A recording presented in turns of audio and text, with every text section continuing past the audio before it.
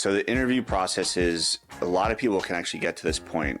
They apply, they go through the steps, they get the interview, and then the most common reason I hear people getting kicked out of the interview process is, thanks for your time. We really appreciated you coming in and doing an in-person interview, or maybe 2 or 3 virtual interviews, but we're looking for someone with just a little more experience, right? Or somehow they relate the issue with you is around not having the experience. I just want to make a point really quick, and this might be a contrarian take, but I have news for you, the job seeker, the candidate who just got kicked out of an interview process for lack of experience. It's not for lack of experience. That's just the euphemism for saying, like, you messed up. You did something during the interview process, you jacked up, and we're good. We're all set. Thank you so much. So it's important that you understand, if it was the experience, you would have not gotten the interview in the first place, because your experience is clearly laid out on your resume, or the recruiter screen would have figured that out. So the fact that it got to the 4th interview and now they're ejecting you for experience is my personal opinion, and what I've seen most often is it's actually you that messed up in the interview, and you need to figure out what you did wrong and go fix it. So be aware of that. So here's some things that most people do wrong in the interview process. Most people literally don't prepare. Like, they just walk into interviews super confident. Like, I know this. Like, I know this stuff. Like, I've done my research. Maybe I've already done some networking. Like, I'm good. I'm all set.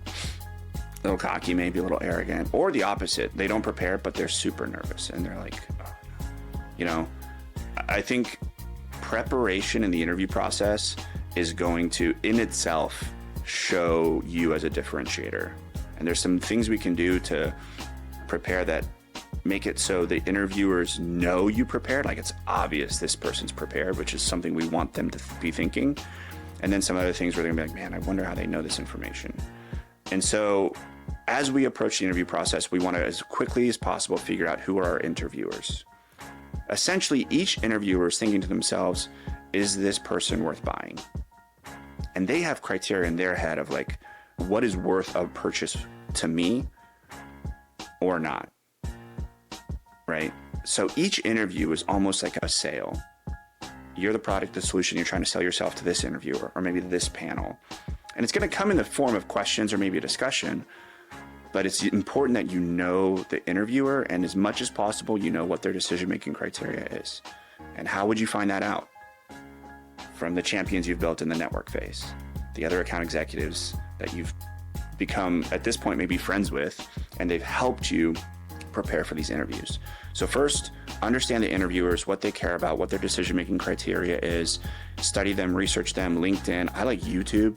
Go put their name in YouTube and see if they've spoken at any conferences or anything like that. So you can start to get a pretty good idea of who these people are.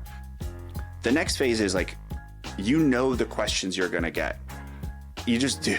You're going to get kind of the same questions for the most part, or a variation of like 5 or 6 questions. But largely it's, tell me about yourself, why tech sales, or why this role, why this company, why you, like, why do you think you're gonna be any good at this?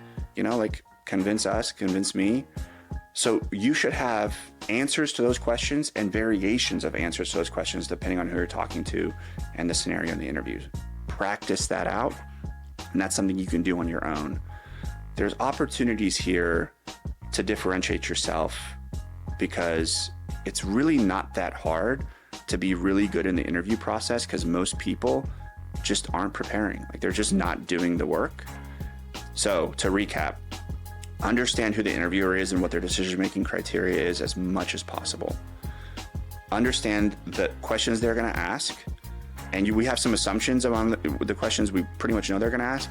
You can also ask AEs who just interviewed with them, hey, what are the questions that this person asked you in the interview?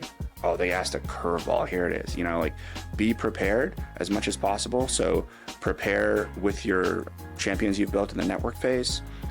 Practice rehearsing the answers out loud. That way, when it comes to game time, in your mind, you've rehearsed this answer 10, 15, 20 times. So when you're actually there in an interview setting, in person, sitting across in a conference table, you just appear composed, cool, calm, collected.